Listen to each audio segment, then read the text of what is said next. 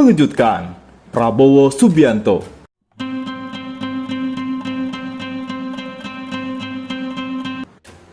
Prabowo itu masa lalu. Prabowo itu sudah tua. Prabowo tak pernah menang.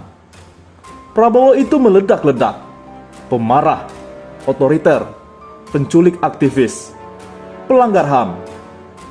Ini di antara citra negatif Prabowo. Kenapa ia dihindari, tak dipilih? Tapi sebetulnya karena citra itulah seharusnya ia dipilih. Sudah banyak yang memilih, tapi memang belum ditakdirkan menang. 2 kali kalah melawan Jokowi, sekali kalah melawan SBY sebagai pendamping Megawati. Pastilah tak ada orang yang sekuat itu, bertahan meski terpuruk dan terus bangkit. Bisa diartikan tak tahu diri. Justru ia tahu diri dan mengalahkan dirinya berkali-kali. Orang seperti ini mustahil pemarah. Kontrolnya bagus.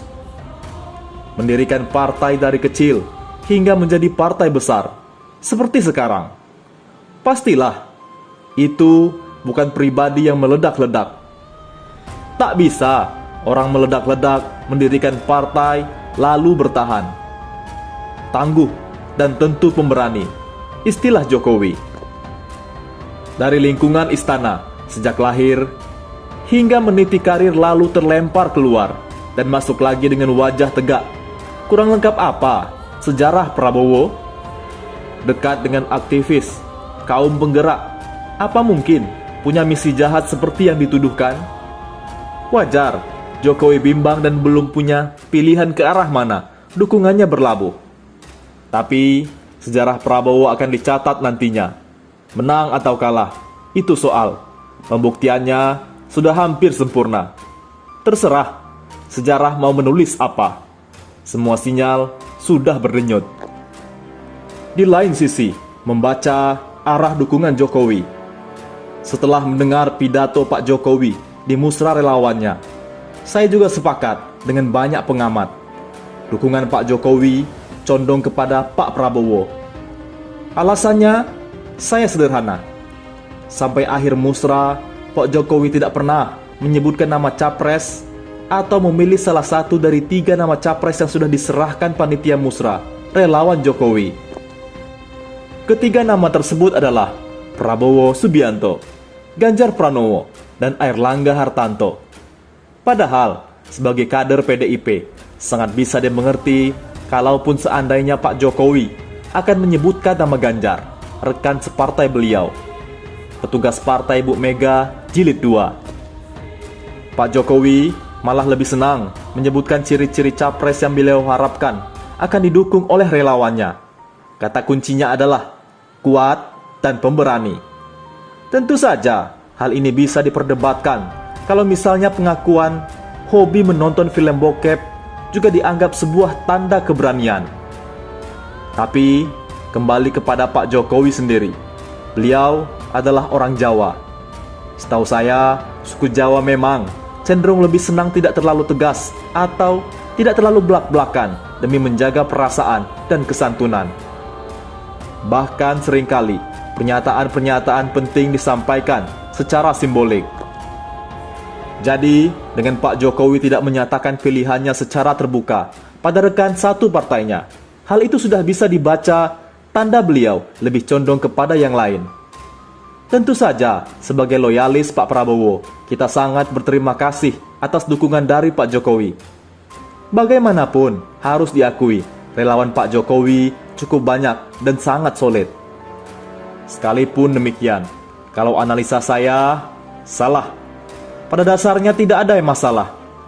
Kita juga bisa memaklumi kalau misalnya ke depan Pak Jokowi akan terbuka menyatakan dukungannya kepada rekan satu partainya, Ganjar Pranowo. Menurut saya, cukup Pak Prabowo tidak dijegal dan hasil suaranya kelak tidak dicurangi. Itu sudah cukup.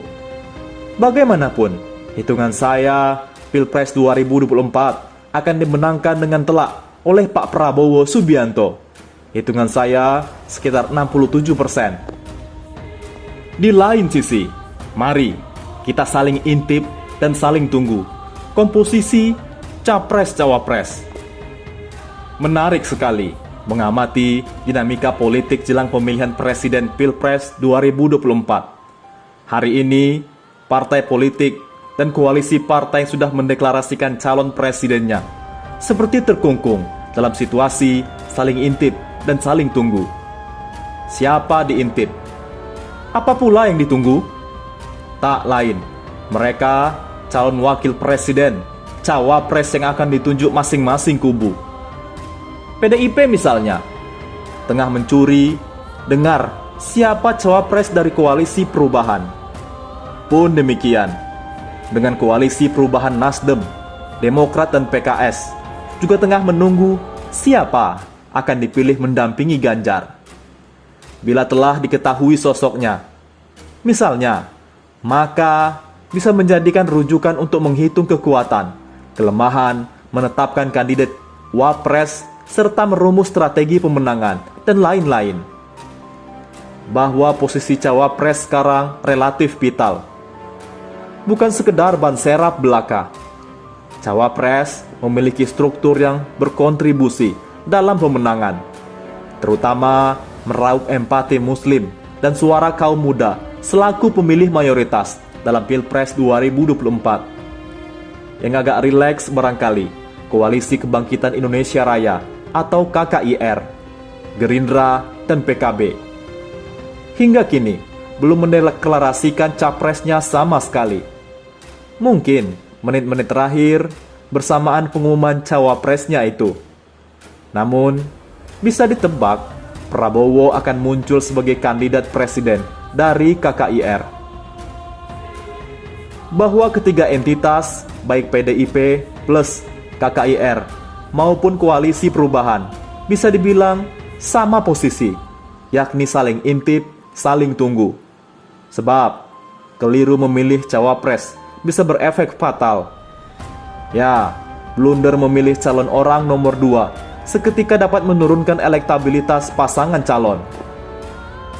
Nah, dari ulasan sederhana di atas, kendati masih prematur kiranya, sudah bisa dirumus postur dan kriteria sosok cawapres ideal pada Pilpres 2024. Sepertinya, sosok dimaksud kudu berasal dari golongan muda dan muslim yang mampu menyedot perhatian publik, baik dari kalangan muda, milenial, khususnya umat Islam tradisional, NU, Islam modern, Muhammadiyah, maupun kelompok muslim lainnya.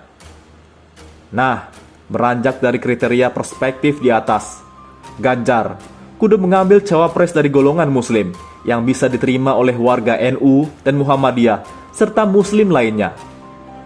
Katakanlah, Ganjar sendiri tergolong muda dengan gaya milenialnya, namun keislamannya kurang kuat. Makanya, Erick Thohir pun bertolak oleh kriteria di atas, meski ia sudah di NU-NU-kan. Sandiaga Uno sebenarnya cocok mendampingi Ganjar. Selain muda, energik, juga dekat dengan Islam.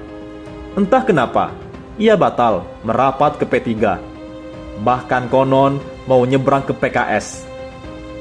Jika merapat ke PKS, jangan-jangan justru jadi cawapresnya Anies. Wah, makin seru. Kalau Anies relatif bisa diterima oleh kaum muda dan segolongan muslim. Apalagi tagline-nya perubahan. Jadi, kemungkinan Anies tidak begitu ribet memilih cawapres. Cukup sosok yang bersih, anti korupsi, dengan track record jelas. Mungkin Mahfud MD lebih pas dibandingkan ke Anies.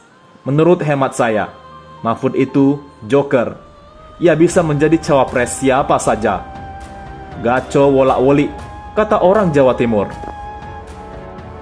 Merujuk judul dongeng di atas, inilah situasi saling intip dan saling tunggu yang berkelindan di antara entitas yang akan berlaga dalam pemilu 2024. Tersirat ada semacam kegalauan karena parpol dan koalisi partai pun tidak independen menentukan cawapresnya. Sebab tergantung faktor lingkungan yang berfluktuatif. Sekali lagi, keliru menetapkan cawapres bisa berujung anjloknya perolehan suara. Kini, membahas frase terjebak situasi. Sesuai dengan judul dongeng ini, kita mundur sejenak. Sesungguhnya, tak sederhana yang dilihat orang ketika Jokowi mampu menekan Mega untuk mendeklarasikan Ganjar. Padahal, sebelumnya Ganjar tidak dilirik sama sekali oleh PDIP. Kader celeng, kata Bambang Pacul. Namun, melalui wacana koalisi besar misalnya, atau lewat deal-dealan tertentu, seolah-olah Jokowi lebih kingmaker daripada Mega. Banyak orang salah hitung, justru Ganjar kini dalam kendali Mega. Buktinya mana? Dua cawapres pilihan istana, Erik dan Sandi, pun batal kalau tak boleh menyebut ditolak, mendampingi Ganjar. Artinya, otoritas penetapan cawapres berada di tangan PDIP. Inilah keadaan yang disebut terjebak situasi. PDIP terjebak keadaan untuk mendeklarasikan capres pilihan istana pada satu sisi. Sementara di sisi lain, istana tidak mampu menentukan cawapresnya karena menjadi hak ketum PDIP. Saling sandera, saling jebak. Konon, Mega hendak menunjuk tokoh besar Islam yang diterima semua golongan sebagai Pilpres 2019 lalu. Inilah update kondisi copras-copres. Tidak ada maksud menggurui siapapun, terutama para pihak yang berkompeten. Hanya sharing dongeng untuk sekedar hiburan wong cilik, biar tidak stres menghadapi berbagai pungutan pajak, pencabutan subsidi, terutama naiknya harga-harga kebutuhan publik. Di bumi pertiwi ini, masih banyak kembang sore dan bunga-bunga sedap malam.